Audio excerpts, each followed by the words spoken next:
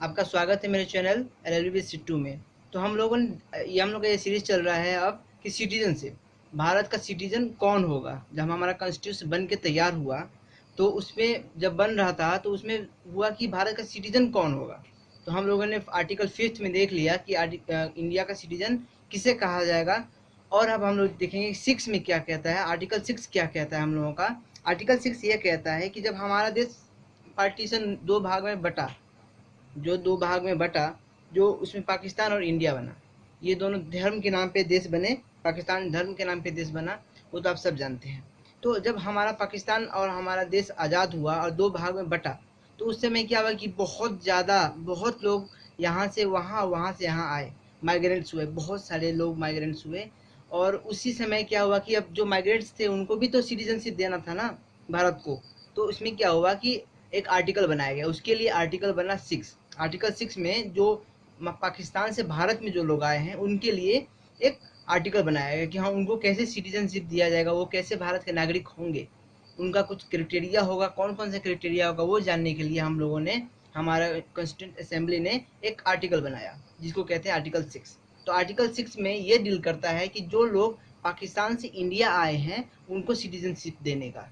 ठीक है, ये इंडियन सिटीजनशिप तो हम लोग जो यहाँ पे बर्थ जो लोग हैं यहाँ के वे तो है ही, जो पाकिस्तान से इंडिया में आए उनके लिए ये एक स्पेशल आर्टिकल बनाया गया। वैसे आर्टिकल 7 में भी यही डील करता है, पाकिस्तान के माइग्रेंट्स के लिए डील करता है, लेकिन अभी हम लोग आर्टिकल 6 देखेंगे कि आर्टिकल 6 में किस बात की और कौन कौन सा जो क्राइटेरिया है जिसके थ्रू इंडिया में जो पाकिस्तान से जो लोग आए हैं वे लोगों को सिटीजनशिप मिलेगा।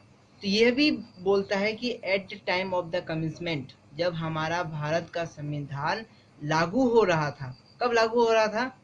26 जनवरी 1950 को। तो 26 जनवरी 1950 के दिन तक की बात कर रही है, उसके आगे की बात नहीं कर रही है, उस दिन तक की बात कर रही है। अच्छा, तो मैंने पिछले वीडियो में आप लोगों को बताया था आर्टिकल 5 में कि हमारा भारत को जो हमारा पार्लियामेंट को एक अलग, पार्लियामेंट ने अलग एक सिटीजनशिप के लिए कानून बनाया है जिसको कहते हैं सिटीजनशिप एक्ट 1955।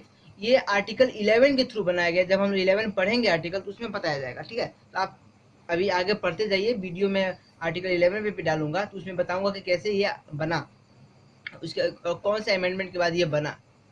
तो अभी हम देखेंगे आर्टिकल 6 में कि आर्टिकल 6 में ये कहता है कि जो लोग पाकिस्तान से इंडिया में आए हैं the time of the, till the time of the commencement of the constitution, constitution commencement के समय तक, जब तक लागू हो रहा था उस समय तक जो लोग आए हैं, कैसे आए हैं, क्या हुआ, वो हम लोग देखेंगे कि उनको कैसे कैसे सिटीजनशिप मिला। ठीक है, तो सबसे पहला जो कंडीशन है कि वह जो बंदा, जो खुद बंदा जो है, मैं पाकिस्तान से इंडिया में आया हूँ, तो मैं भारत में पैदा हुआ हूँ, या फिर मेरे मम्मी और पापा भारत में पैदा हुए हों, या मेरे नाना नानी, या फिर मेरे दादा दादी। ठीक है, तो ये देखिए कितना ब्रॉडली आदमी, मतलब कितना ब्रॉडली हमारा कॉन्स्टिट्यूशन ने एक्सेप्ट किया जो पाकिस्तान के जो पर्सन थे उनको इंडिया में लाने के लिए।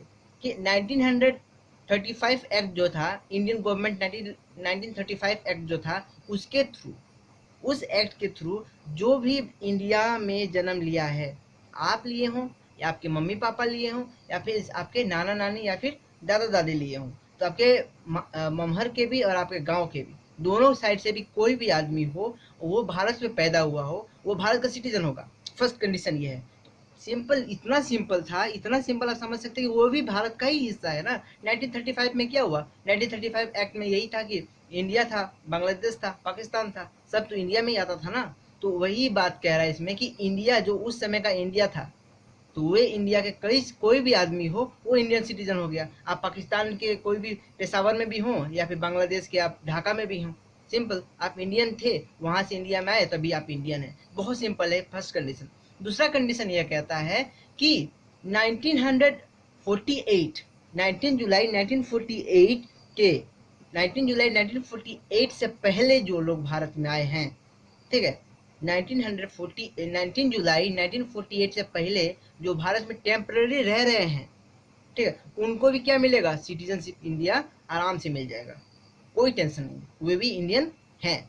लेकिन इसके बाद एक और कंडीशन हुआ कि इसके बाद क्या होगा। 19 जुलाई 1948, आज़ादी के बाद का बात कर रहा हूँ मैं, 1948, ध्यान दीजिएगा, 19 जुलाई 1948 के बाद और eight the time of the commencement of the constitution, जब भारत का संविधान लागू हो रहा था 26 जनवरी 1950, इन दोनों के बीच में भी जो लोग भारत में हैं उनके लिए भी एक नया प्रावधान निकाला गया था। वे लोग by the process of the registration, एक रजिस्ट्रेशन बोर्ड बनी थी, एक रजिस्ट्रेशन की गठन हुई थी, उनके थ्रू रजिस्ट्रेशन करवा के आप भारत में रह सकते हैं। तो मतलब 1950 तक, 26 जनवरी 1950 तक भारत में जो लोग आ रहा था या फिर जो लोग रह रहा था वो सिटीजन बन जा रहा था। ठीक है, तो यह बात है, यही है, इतना सिंपल है। आप आराम से मेरे साथ लगे रहिए और ऐसे ही आप मेरे वीडियोस को देखते रहेंगे। बहुत छोटे में बहुत अच्छे से मैं आपको बताने का कोशिश करूंगा कि हमारा कॉन्स्टिट्यूशन का हर एक आर्टिकल क्या क्या कहता है। इतना सिंपल हम लोगों ने देखा कि आर्टिकल 6 है, जो लोग पाकिस्तान से इंडिया में आए हैं, ठीक है, माइग्रेंट हुए हैं, उन लोगों को कैसे भारत अपना सिटीजनशिप प्रोवाइड करता है, कैसे उन लोगों को भारत का नागरिक बनाया जाता है। तो बहुत सिंपल है, इसमें यह कहा गया है कि जो लोग, फर्स्ट कंडीशन ये था कि वो आदमी जो खुद पैदा हुआ हो या फिर उसके मम्मी और पापा पैदा हुए हों या फिर उसके नाना नानी या फिर उसके दादा या फिर दादी, समझ रहे हैं कितना ऊंचा बात है, वहां तक के लोग किसके through, government of India act 1935 act जो बना था 1935 में, जो भारत का एक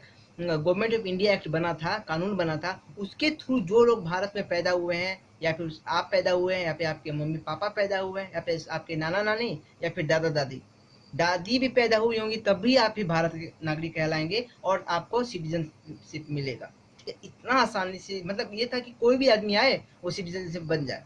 दूसरा ये कंडीशन था कि एट द टाइम ऑफ 19 जुलाई 1948, 19 जुलाई 1948 में जो लोग भारत में हैं या फिर आए हैं पाकिस्तान से, उनको भी सिटीजनशिप दे दिया जाएगा। ला ले लो। उसके बाद क्या हुआ, थर्ड कंडीशन क्या था कि 1948 के बाद, 19 जुलाई 1948 के बाद जो लोग भारत में हैं, कब तक, 1950 तक, 1950 तक जो लोग भारत में हैं तो वे लोग को भी सिटीजनशिप दे दिया जाएगा, लेकिन वो एक प्रोसेस के थ्रू उनको दिया जाएगा, जो प्रोसेस था रजिस्ट्रेशन का प्रोसेस। ठीक है, इतना आसान था, यही था हम लोगों का आर्टिकल 6। यही आर्टिकल 6 कहता है कि note with standing of article 5, कोई भी चीज आर्टिकल 5 को नहीं छूता है। जब आर्टिकल 6 की बात हो रही है तो आर्टिकल 5 की बात नहीं छूता है। देखिए यहाँ पे आर्टिकल 5 आया, आर्टिकल 5 क्या कहता है वो मैंने पिछले वीडियो में अपलोड कर चुका है, जो आप इस वीडियो के बाद आप उस वीडियो को देख सकते हैं। ठीक है, आप आराम से देखिएगा उस वीडियो को। उस वीडियो में कैसे बताया गया है कि आर्टिकल 5 में कि सिटीजनशिप इंडिया का कौन होगा, कौन इंडिया का सिटीजन होगा। आप उसको, उस वीडियो को जरूर देखिएगा इस वीडियो के खत्म होते ही, क्योंकि आप एक चेन के थ्रू पढ़ेंगे तभी आपको समझ में आएगा कि हाँ